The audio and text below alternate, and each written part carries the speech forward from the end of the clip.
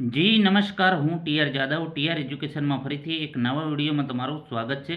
મિત્રો, હમણાં જે જીએસઆરટીસી દ્વારા હેલ્પરની ભરતી આવી છે, તો આ ભરતીની તૈયારી માટે આપણી ચેનલમાં ફ્રી વિડીયો લેક્ચર સિરીઝ શરૂ કરવામાં આવી છે. અમારી ચેનલ સાથે તમે જોડાયેલા રહો.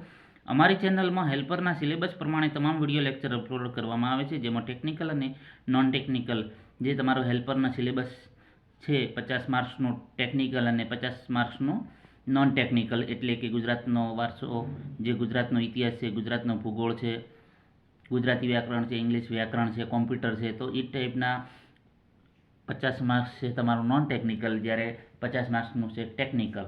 તો મિત્રો, ગઈ એક્ઝામમાં હેલ્પરમાં જે મેરિટ લિસ્ટ હતું એ પ્રમાણે જોયું તો મિત્રો 39, પણ ઘણા લોકોને 39.50 માટે, એટલે કે 0.50 માટે પણ લોકો રહેલા છે એક્ઝામમાં, જે મતલબ કે સિલેક્શન માટે.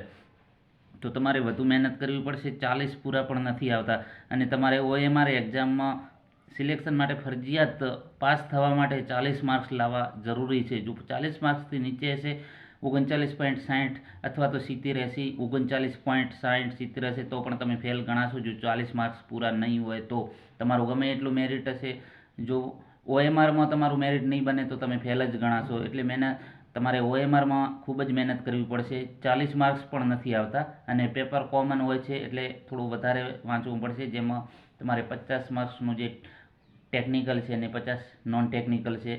તો ટેકનિકલ પણ તૈયાર કરવું અને નોન ટેકનિકલ પણ, બંનેનો પોર્શન સેમ છે 50-50નું. એટલે તમારે થોડી વધારે મહેનત કરવી પડશે મિત્રો. 40 માર્ક્સ ઉપર લાવવા પડશે પાસ થવા માટે. 40 હશે તો જ તમે પાસ ગણાશો. જો 40થી નીચે હશો તો તમે ફેલ ગણાશો. એટલે તમારે થોડી વધારે મહેનત કરવી પડશે મિત્રો.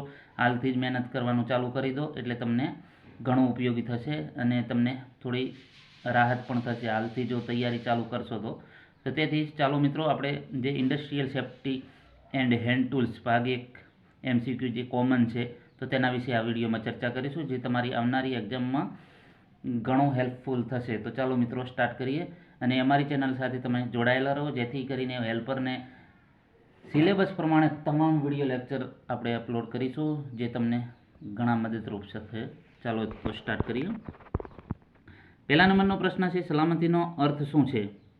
સલામતીનો અર્થ એ છે કે ઓપ્શન એ વ્યવસાયિક જોખમો, ઓપ્શન બી સલામત કાર્ય માટે વાતાવરણ પૂરું પાડવું, પીડિતને પ્રાથમિક સારવાર આપવી, નુકસાન, જોખમ વગેરેની સ્વતંત્રતા કે રક્ષણ. તો મિત્રો, સલામતીનો અર્થ છે સલામત કાર્ય માટે વાતાવરણ પૂરું પાડવું, એટલે એને સલામતી કહેવામાં આવે છે. સલામત રીતે કોઈ પણ કાર્ય કરવું, જે આપણે જે એરિયામાં કામ કરીએ છીએ તો એ સલામત હોવું જોઈએ. એના પછી વાત કરીશું, ફર્સ્ટ એડ ટ્રીટમેન્ટમાં ABCનું પૂરું નામ શું છે? મિત્રો, આ પણ પ્રશ્ન પૂછી શકે કે ફર્સ્ટ એડ ટ્રીટમેન્ટમાં ABCનું પૂરું નામ શું છે? તો એરવે, બ્રીધિંગ અને સર્ક્યુલેશન. ઓપ્શન બી સાચો જવાબ છે, એરવે, બ્રીધિંગ અને સર્ક્યુલેશન. જે તમે ભણીને આવ્યા છો, ફર્સ્ટ એડ વિશે તમે ભણ્યા છો. ફર્સ્ટ એડ શા માટે લગાવવામાં આવે, ફર્સ્ટ એડ શા માટે હોવું જોઈએ, બરાબર? પ્રાથમિક સારવાર શું છે, બરાબર? ફર્સ્ટ એડ ટ્રીટમેન્ટમાં કયા કયા સાધનો હોય છે, શું શું હોય છે, જે ફર્સ્ટ એડ બોક્સ છે એમાં કયા કયા ટૂલ્સ કીટ હોય છે, તો એના વિશે તમને બધાને ખબર છે. તો ફર્સ્ટ એડ ટ્રીટમેન્ટમાં ABCનું પૂરું નામ તો આ પરીક્ષામાં પૂછી શકાય. એ એટલે એરવે, બી એટલે બ્રીધિંગ અને સી એટલે સર્ક્યુલેશન. એના પછી વાત કરીશું, વ્યવસાયિક ધોરણે સલામતીનું લક્ષ્ય શું છે? તો વ્યવસાયિક આરોગ્ય સલામતીનું લક્ષ્ય શું છે?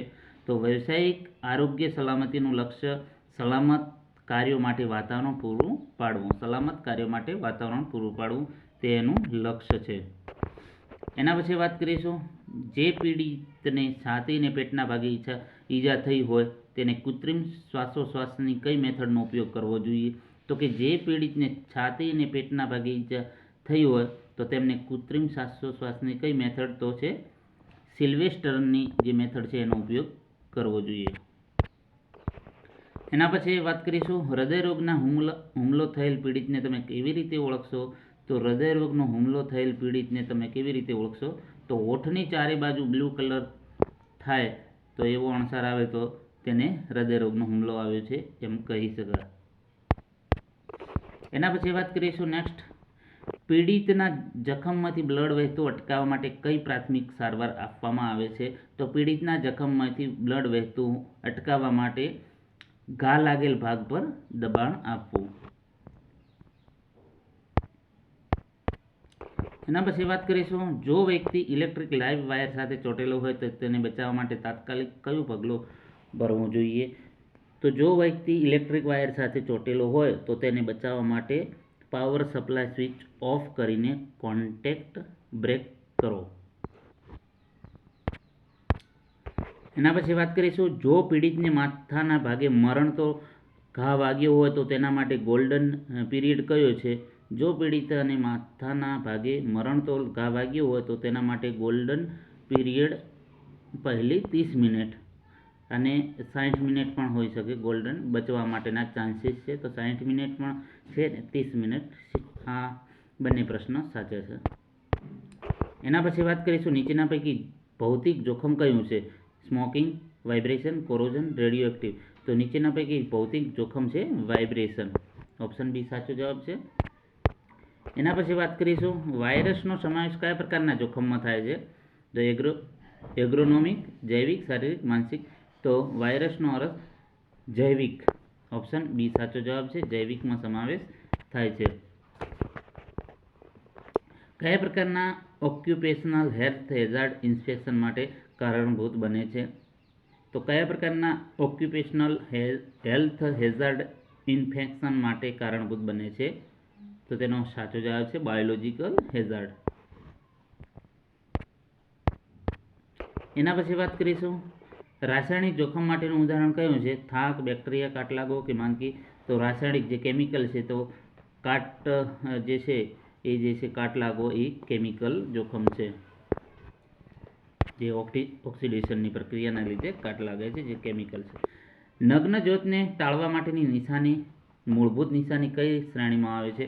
તો નગ્ન જ્યોતને ટાળવા માટેની નિશાની મૂળભૂત નિશાની જે છે પ્રતિબંધિત ચિહ્નો એટલે કે પ્રોહિબિશન સાઇનમાં આવે છે. ઓપ્શન ડી સાચો જવાબ છે. આવા પણ પ્રશ્ન મિત્રો પૂછી શકાય છે. એના પછી વોર્નિંગ સાઇનનો કલર કોડ શું હોય છે? તો વોર્નિંગ સાઇનનો જે કલર કોડ છે, yellow background with black border and symbol. Yellow background with black border and symbol, જે અહીં તમે જોઈ શકો છો. આ જે છે વોર્નિંગ માટેની જે સાઇન છે, પીળા કલરમાં આવેલ છે. એના પછી વાત કરીશું, નીચે દર્શાવેલ સેફ્ટી સાઇનનું નામ શું છે? તો અહીં સેફ્ટી સાઇન દર્શાવેલી છે, જે અહીં તમે જોઈ શકો છો. આ સેફ્ટી સાઇન, તો વોર્નિંગ સાઇન, મેનેટરી, પ્રોહિબિશન, ઇન્ફોર્મેશન. તો અહીં તમે જોઈ શકો છો જે ઇન્ફોર્મેશન સાઇન છે. નેક્સ્ટ જોઈશું, નીચે દર્શાવેલ રોડ સેફ્ટી સાઇનનું નામ શું છે? તો મેનેટરી, કોશન સાઇન, ઇન્ફોર્મેશન, પ્રોહિબિશન. તો અહીં સાચો જવાબ છે મેન્ડેટરી સાઇન છે, જે આ દર્શાવેલી છે.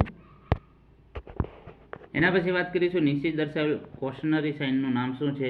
સ્કૂલ, સંરક્ષિત, અસંરક્ષિત, પગે ચાલવાવાળા માટેનું ક્રોસિંગ. તો તેનો સાચો જવાબ છે પગે ચાલવા માટેનું ક્રોસિંગ. એના પછી વાત કરીશું, આગના સંયોજનમાં કયા પરિબળો હોવા જોઈએ? તો આગના સંયોજન એટલે કે આગ લાગવા માટે કયા પરિબળો મહત્વના ભાગ ભજવે છે? તો તેના માટે બળતણ જોઈએ, ગરમી જોઈએ અને ઓક્સિજન જોઈએ. અહીં ટ્રાયેંગલ તમે જોઈ શકો છો. ફ્યુલ છે, હીટ છે, ઓક્સિજન છે. આ ત્રણ ભેગા થઈને આગ લાગવા માટે જવાબદાર છે. બળતણ, ગરમી, ઓક્સિજન. બળતણ વગર આગ ના લાગે. ગરમી હોવી જોઈએ, ઓક્સિજન પણ હોવું જોઈએ, એટલો જ મહત્વનો છે. એના પછી વાત કરીશું, આગ ઓલાવવાની પ્રક્રિયામાં સ્ટાર્વિંગ શું છે? આગ ઓલાવવાની પ્રક્રિયામાં સ્ટાર્વિંગ શું છે? તો આગમાંથી બળતણ દૂર કરવું, એને સ્ટાર્વિંગ કહેવામાં આવે છે. આગમાંથી બળતણ દૂર કરવું. તો આગ ઓલવવાની જે પ્રક્રિયા છે એમાં સ્ટાર્વિંગ શું છે? તો આગ ઓલવવા માટે આગમાંથી બળતણ દૂર કરવું, તો આપોઆપ આગ બંધ થઈ જશે. મિત્રો, તો આ જે industrial safety and hand tools જેના મોસ્ટ આઈએમપી પ્રશ્નો હતા, 20 પ્રશ્નોની ચર્ચા કરી. જો વિડીયો પસંદ આવે તો લાઇક કરજો, શેર કરજો અને મિત્રો ચેનલને સબસ્ક્રાઈબ કરવાનું ન ભૂલતા. Thank you for watching this video.